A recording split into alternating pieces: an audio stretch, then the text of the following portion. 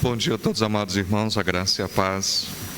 Convido a todos que abram suas Bíblias, aqueles que trouxeram, então sigam pela projeção. O texto que se encontra no Evangelho de João, capítulo 3, do versículo de número 1 até o versículo de número 21.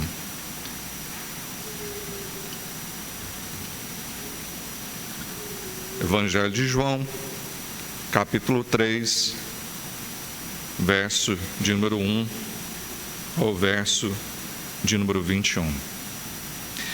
Havia entre os fariseus um homem chamado Nicodemos, um dos principais dos judeus.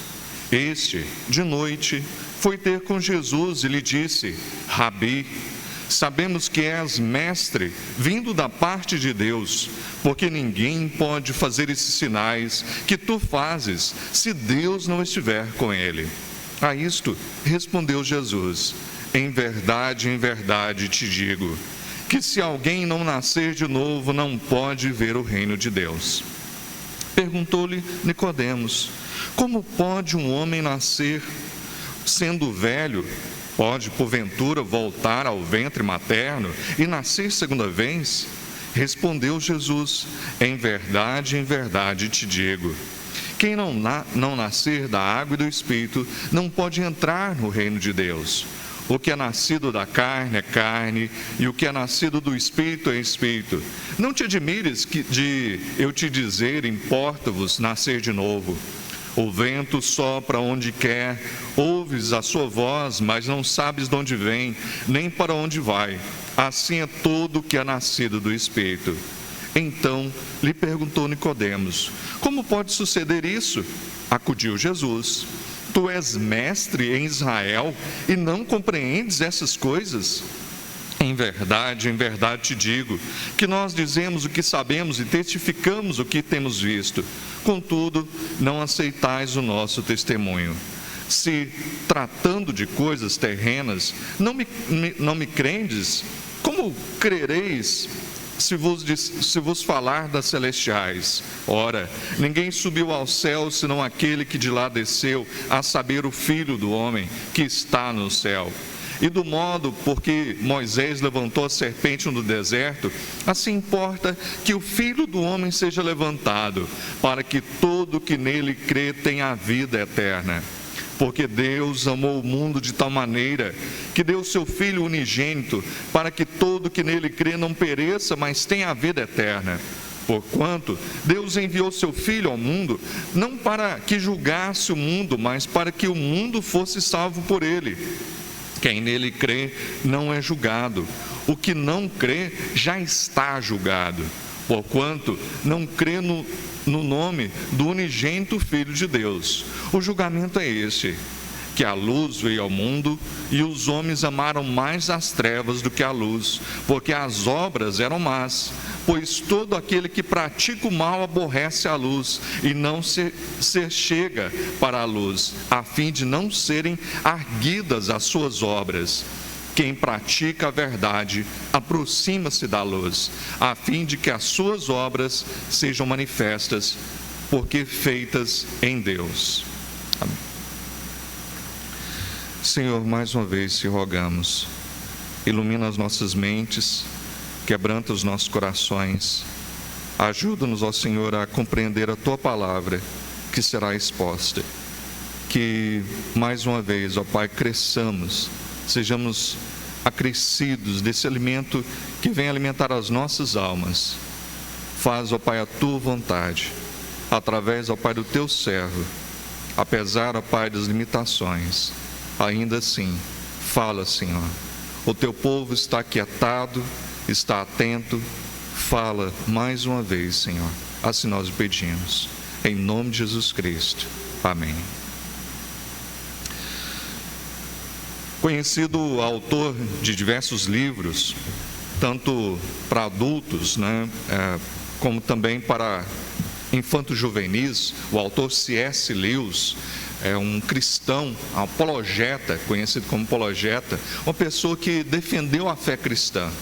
Mas, ao falar da sua conversão, C.S. Lewis contava que, apesar de ser neto de pastor, de ter sido criado na fé cristã, ainda assim ele passou progressivamente, nos seus primeiros anos de vida, para o ateísmo. Ele diz que ele acovardou-se ali, e mesmo tendo feito a classe de catecúmenos, ele mais tarde confessaria que a covardia o levou à hipocrisia, e a hipocrisia à blasfêmia. Ele explicava que então se debruçou ali nas explicações de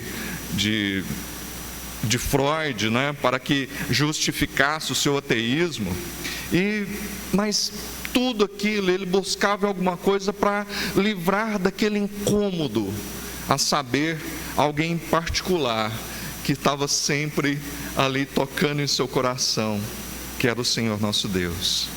Lewis, ele contava que quando no colégio interno, ele conheceu uma professora, a Coe. Ela era uma espécie de mãe substituta.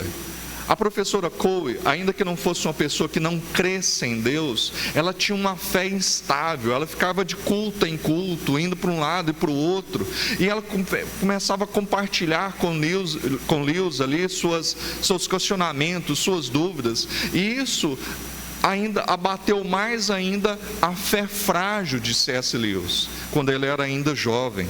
Mas então, aos seus 31 anos, ele diz que admitiu que Deus era Deus e dobrou seus joelhos, e naquela noite, diz ele, o interventor transcendental, e orou. Naquela noite, quem sabe, eu era o mais deprimido e relutante convertido de toda a Inglaterra. Ele fala que a questão da conversão não é alguma coisa automática, tranquila, alegre, mas primeiramente vem pela constatação de sermos pecadores, de necessitarmos do grandioso Salvador que é Cristo. Ele então renasceu, ele nasceu do alto. E nesse texto que nós vamos estudar aqui, será explanado, nós bem sabemos que Nicodemos falado a Nicodemos desse nascimento, um nascimento que é necessário, um nascimento que vem do alto. C.S. Lewis, ele nasceu em 1898 de sua mãe, mas ele precisava de um outro nascimento, ele precisava de ter uma vida com Deus, ele precisava da vida espiritual que Deus poderia concedê-lo. Assim, nós vemos a pessoa de Nicodemos nesse texto. Podemos nos perguntar quem foi Nicodemos. Nicodemos, o seu nome significa conquistador do povo, o seu nome em grego, a tradução dele. Nicodemos era um fariseu. O fariseu era uma elite ali, um grupo legalista, separatistas. Eles eram um grupo separado, onde eles eram pessoas que eram tratadas como realmente aqueles que praticavam a lei, que realmente obedeciam à lei, eram estudiosos da lei, que tinham ali realmente a vontade de conhecer, mas foi acrescentando diversas tradições à lei ali, e foi então criando uma hipocrisia, porque eles externaram a fé, acharam que não, se eu fizer dessa ou dessa maneira, eu já obedeci, eu já cumpri a lei, e Deus agora tem que me amar por conta disso. Eles eram pessoas legalistas, eles eram pessoas que se achavam que pela prática da lei, eles então alcançariam a salvação. Ele também era um dos principais judeus, diz as Escrituras, e se é um membro do Sinédrio. O Sinédrio era o maior tribunal ali entre os judeus, e que se reunia em Jerusalém. Então ele não era uma pessoa qualquer, era uma pessoa importante. Através da história de Nicodemos, o evangelista João, ele quer mostrar quão passageira e frágil era a fé daqueles que se aproximavam também do Senhor. Ele demonstra que, apesar daquele homem ter a compreensão ali que Jesus não era um qualquer, era necessário algo mais. Ele visitou Jesus por ocasião quando Jesus estava em Jerusalém, estava próximo da comemoração da Páscoa, e fez isso às caladas da noite. Nós não temos certeza do porquê fez de noite, se porque queria conversar com Jesus de forma mais pessoal, para que não fosse interrompido pelas multidões, ou se realmente tinha vergonha de ser visto um mestre da lei, alguém tão importante, de repente buscando a Jesus. Uma pessoa que não tinha passado por uma escola, ali instruído numa escola aceita da época para se tornar um mestre. Mas, contudo, ele reconhece que Jesus era alguém que ele necessitava conhecer, que ele precisava ouvir e ser as suas indagações, os seus questionamentos elucidados, respondidos. Ele se achega para Jesus e fala Rabi. Rabi era uma expressão respeitosa, que era direcionada aos grandes mestres. E Nicodemos trata Jesus dessa forma, mesmo Jesus não tendo passado por uma escola ali que fosse aceita pelos fariseus. Nicodemos via que Jesus era homem de Deus. Ele fala: mestre, eu tenho visto os teus feitos, eu tenho visto aí as manifestações de Deus através da sua vida, as curas, e não é impossível de não dizer que o Senhor foi enviado de Deus. Os seus feitos demonstram isso. Nicodemos não estava errado, de forma alguma. Realmente, ali o Senhor dava vista, não só a cegos, mas o Senhor também queria trazer vista àqueles que estavam cegos espiritualmente. E isso já tinha sido anunciado pelos profetas, que viria aquele que era o Messias. No entanto, Nicodemos ainda não tinha percebido quem de fato Cristo era. Nicodemos mostra-se então interessado em compreender ali mais sobre o nosso Senhor. Então pede ao Senhor que lhe esclareça os ensinos, especialmente em relação ao reino de Deus. E é interessante, curioso, porque Nicodemos não tinha nem perguntado, mas Jesus já responde. O Senhor conhecia o coração de Nicodemos e sabia muito perfeitamente o que realmente era necessário, o que o afligia. Ao falar com Nicodemos, Jesus nos adverte sobre os perigos de uma religiosidade vazia, baseada em ritos e sinais externos. Isso não basta. Jesus não podia confiar naqueles cuja a fé estava baseada na superficialidade, não meramente naqueles que queriam o pão ou curas, mas o Senhor bem conhecia os corações deles. Hoje precisamos prestar atenção à nossa própria religiosidade, avaliarmos nossa fé. Que tipo de fé é a nossa? Uma fé intelectual? Não, esses ensinamentos são muito bonitos, muito interessantes. Uma fé que é emocional. Eu me sinto tão bem lá, quando eu estou na igreja. Aqueles cantos, eu fico tão emocionado. Uma fé conveniente da própria tradição. Eu sou filho de evangélico. Eu sempre fui levado à igreja, por isso eu estou aqui na igreja. Que tipo de fé, que tipo de vida você tem tido? É sobre isso que gostaria de expor nessa manhã. O princípio da vida cristã, o novo nascimento. É necessário algo muito mais profundo. É necessário algo muito mais poderoso. Tristes enganos, terríveis danos. Jesus promoveu conversas em que ele instantaneamente chegava ao coração das pessoas. Ele sabia realmente o que era necessário ser tratado. Nós já vimos vários textos, Jesus conversando com a samaritana e tantos outros, o jovem rico, e Jesus sabia o que estava no profundo do coração de cada um. O Senhor Jesus sondava e ainda sonda os nossos corações. É provável que Nicodemos se considerasse uma pessoa religiosa, mas certamente tinha dúvidas quanto à aprovação de Deus, tanto que vai procurar o Senhor, tanto que queria então tirar suas dúvidas. Ele se coloca ali como um aluno, mesmo aquele mestre por excelência, entende: o Senhor, esse Jesus tem algo a mais, Ele é diferente, eu preciso, eu necessito. Mas isto não bastou. Rituais religiosos não são sinal de uma vida cristã. Nicodemos era um dos principais líderes judeus, ele era um dos mais importantes, conhecia os rituais, ele era um doutor da lei. E ainda assim, ele se sentia cheio ali de vazios. A sua religiosidade estava... pequenos detalhes que eles procuravam obedecer e praticar, mas aquilo não bastava. Eles queriam ser merecedores pela prática, mas aquilo não bastava.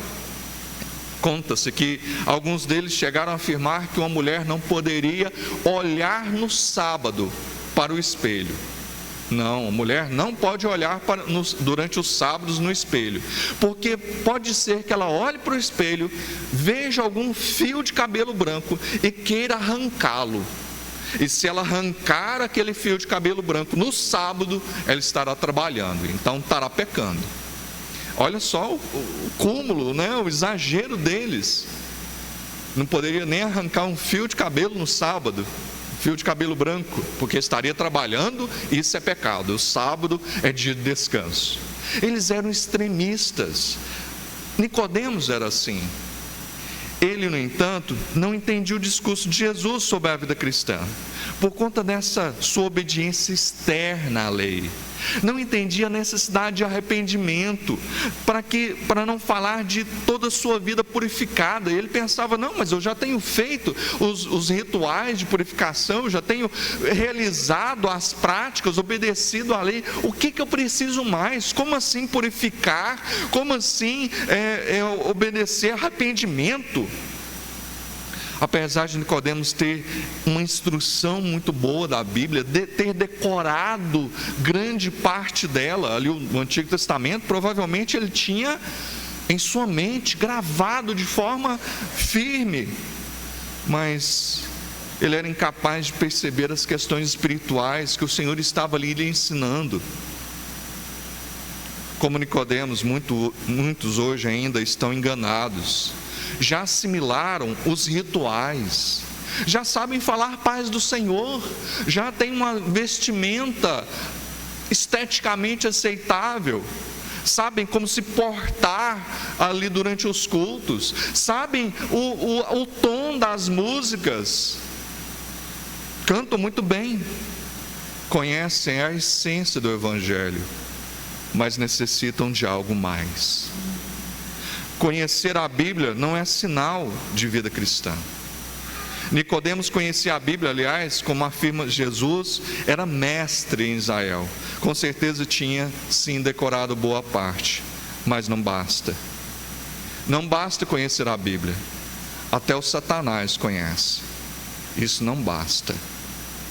Pode ser que você saiba muito sobre a Bíblia, tenha decorado vários trechos dela.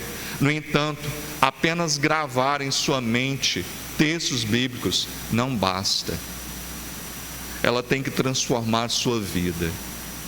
Como muitos em algum tempo passado, e aí, alguns ainda têm essa prática, de abrir a Bíblia sobre a mesa e deixar ali aberto algum texto. Não basta. Não basta. Se essa palavra não vier à mente, transformar sua mente, seu coração, não basta. Ter um cargo também não é sinal de vida cristã. Nicodemos tinha uma posição de destaque, ele era não só um grande mestre, mas era um mestre que tinha um posto ali, ele tinha um cargo, ele era um dos membros do maior tribunal da época, mas isso não bastava. Sobre essa passagem, O reformador João Calvino diz que os fariseus, se vangloriavam por conhecerem a essência, o significado oculto das Escrituras, e por isso detinham um status de liderança perante o povo. Nicodemos não era um simples fariseu, mas um dos mais importantes. Contudo, diz Calvino, o evangelista enfatiza que toda essa honra lhe era um obstáculo para visitar Jesus. E ao ver de Calvino, por isso Nicodemos foi durante a noite.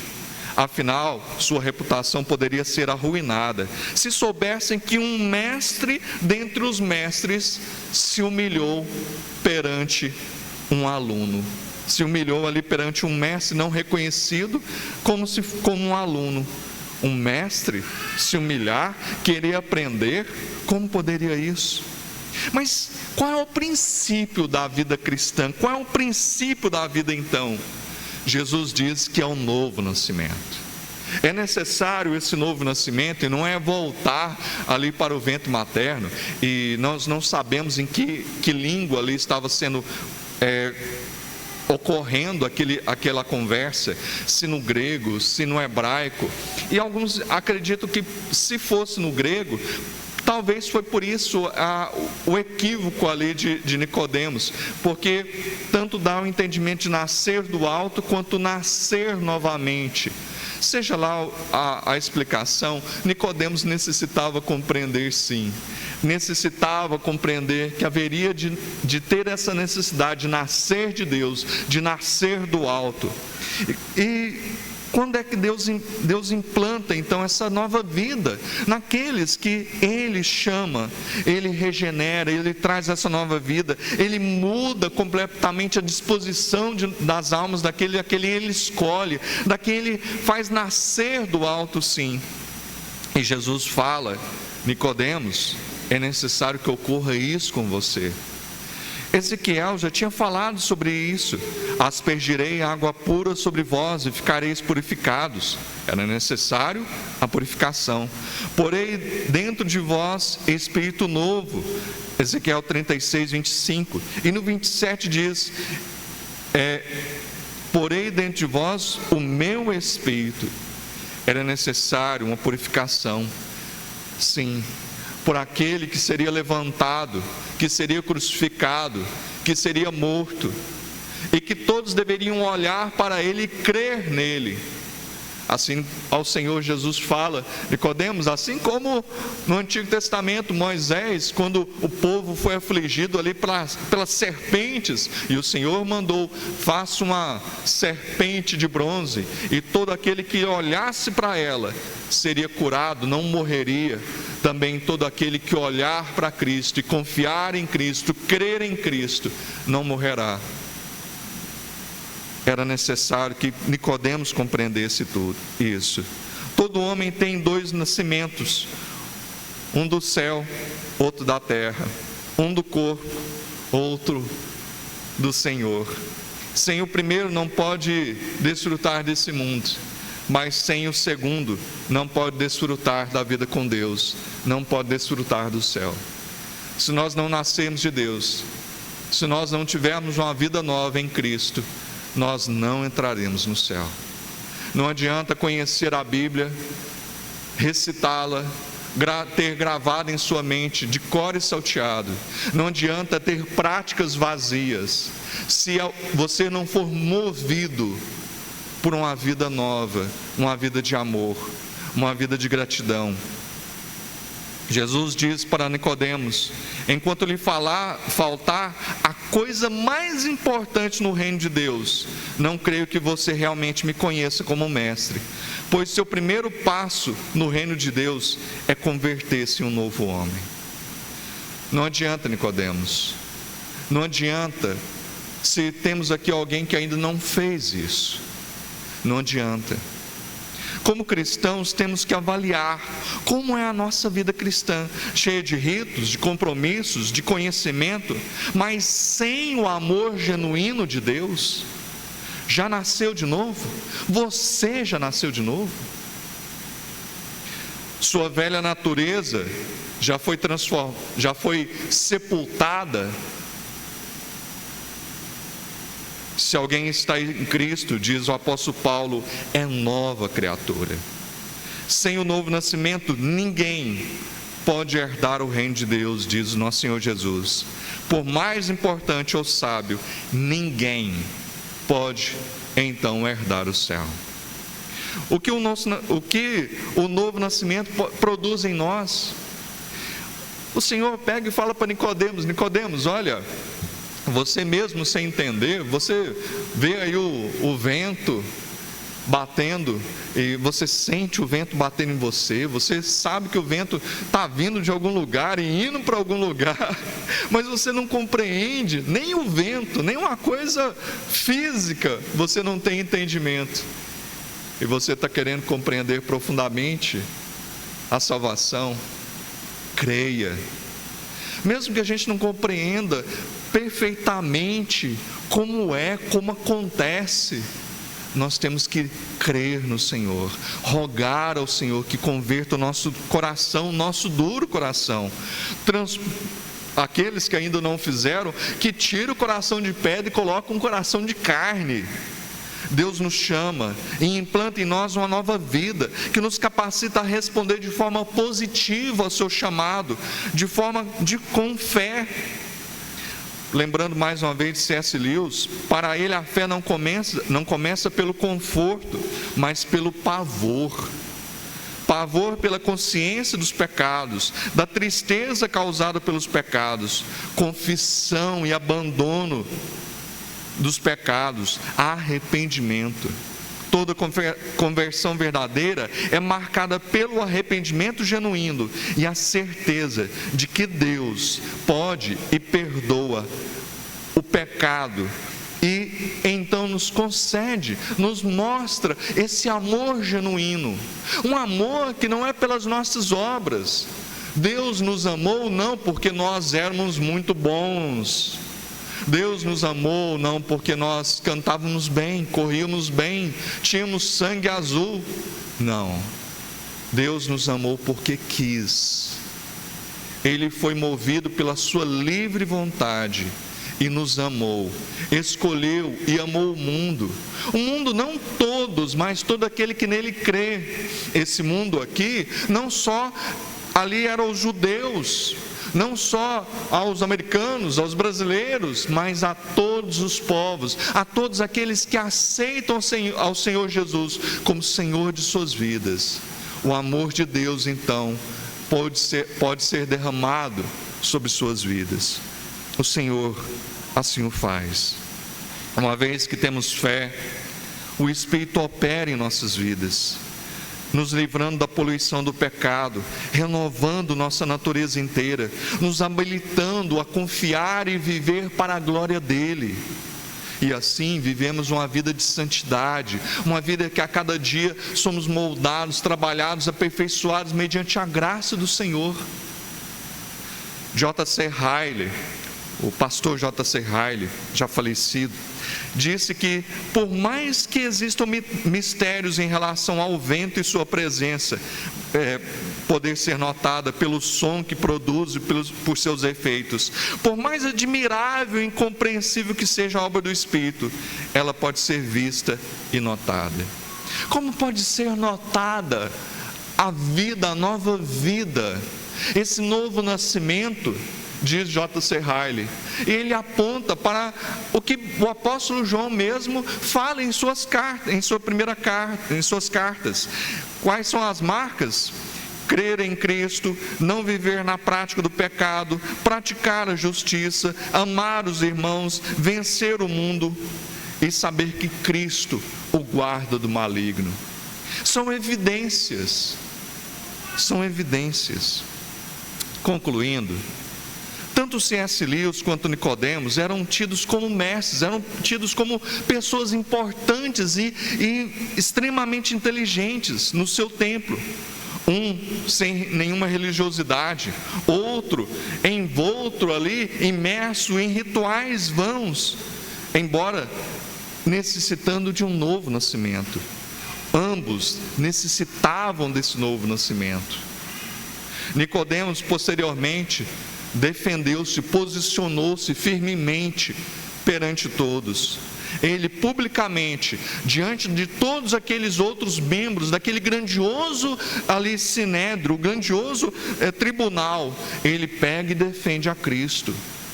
Quando queriam ali realmente ir contra o Senhor, Nicodemos diz que antes fora ter com Jesus, perguntou-lhes: acaso a nossa lei julga um homem sem primeiro ouvi-lo e saber o que ele fez? E também, posteriormente, quando Jesus é morto, uma vez morto, Nicodemos pega, toma especiarias e leva, para que fosse preparado ali o corpo de Jesus para o sepultamento. Isso é relatado em João 19:39. E curiosamente o evangelista João fala: aquele que antes fora ter com Jesus durante a noite, agora ele vai à vista de todos. Lewis tornou-se um destemido e bem-sucedido defensor da fé, principalmente no meio acadêmico e literário. Seja qual for o seu caso, saiba que é impossível ver o reino de Deus sem nascer de novo. Por isso, algumas aplicações para hoje, nessa manhã. Primeiro, não devemos considerar ninguém como pessoa sem a graça de Deus, somente porque os seus primeiros momentos na fé foram tímidos, ou que não compreenderam, foram vacilantes. Nós não podemos desprezar aquelas pessoas que ainda estão engatinhando na fé, não, ou que estão se achegando para querer conhecer mais. Nós devemos dar assistência a esses e tratá-los de forma gentil, amável, e mostrar-lhes o que é realmente necessário para ter vida com Deus. Em segundo lugar, se você ainda não passou por esse novo nascimento, esse nascimento do céu, esse nascimento de Deus, não será pela sua vontade, não será pelas suas obras, seus rituais, mas unicamente por Deus. Isso é obra de Deus. Por isso, nessa noite, nessa manhã, que você, se acaso ainda permanece dessa forma morta em seus delitos e pecados, se o Espírito Santo o incomoda agora, renuncie a essa vida e busque essa vida do alto. Clame ao Senhor: Senhor, me dá nova vida, assim como o Senhor deu nova vida a C.S. Lewis, assim como o Senhor deu nova vida a Nicodemos. Me dá nova vida, vida genuína, vida verdadeira. E por último, Jesus Cristo disse: embora não aceiteis minha doutrina, ela permanece infalível e final, pois a incredulidade humana jamais impedirá a Deus de manter-se sempre fiel. A verdade de Deus não deixou de ser verdade, porque muitos em trevas, porque querem permanecer nas trevas, têm desprezado a luz. Porque muitos em pecado não querem a palavra de Deus, porque ela trará luz e mostrará a sua verdadeira realidade. Lâmpada, eles não querem a palavra de Deus, eles não querem que suas vidas sejam confrontadas com a luz de Deus. Mas ainda assim, não devemos fraquejar, nem temer, mas continuar a prevalecermos defendendo a fé, a genuína fé, a fé no único e suficiente Salvador, que é Cristo Jesus. Amém. Vamos ser mais um cântico.